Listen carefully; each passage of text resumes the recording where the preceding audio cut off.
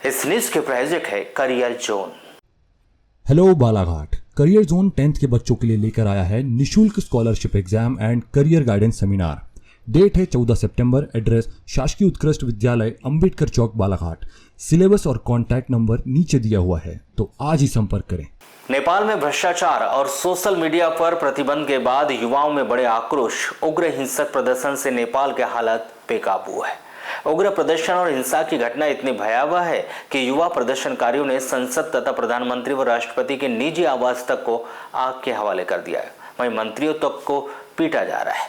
ऐसे बेकाबू हालात और हिंसक प्रदर्शन के बीच वहां श्रद्धालु यात्री भी फंस गए, जो अटूट आस्था के साथ केंद्र भगवान पशुपतिनाथ के दर्शन करने के लिए नेपाल की राजधानी काठमांडू गए हुए थे। और इस सैकड़ों दर्शनार्थियों में बालाघाट जिले के वारासुनी तहसील के 11 लोग भी शामिल थे, जो नेपाल की यात्रा में गए हुए थे और भगवान पशुपतिनाथ के दर्शन कर अपने चौपैया वाहन से भारत लौट रहे थे, जिन्हें नेपाली सेना ने रक्सोल बॉर्डर पर रोककर आगे जाने से मना कर दिया गया। नेपाल की राजधानी में हिंसक हालातों से भयभीत इन श्रद्धालुओं ने क्षेत्र के भाजपा कार्यकर्ता के माध्यम से बालाघाट सिवनी सांसद भारती पारदी से संपर्क कर घटना की सारी जानकारी उन्हें दी।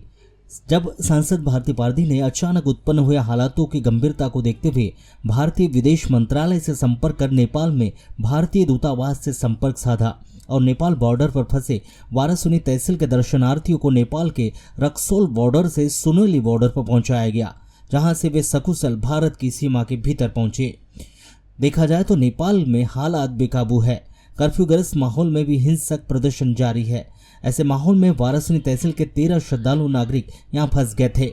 ऐसी स्थिति में नागरिकों की जानकारी मिलते ही सांसद भारती पारदी ने इस मामले को गंभीरता से लेते हुए विदेश मंत्रालय के माध्यम से उन्हें भारतीय सीमा के भीतर पहुंचाया, जो उनकी संवेदनशीलता का परिचायक है। आपको यह बता दें कि नेपाल की राजधानी काठमांडू में भगवान पशुपतिनाथ विराजमान है, जहां बड़ी संख्या में भारतीय श्रद्धालु अटूट आस्था और विश्वास के साथ मनोकामना लिए उनके दर्शन करने के लिए यहां पहुंचते हैं।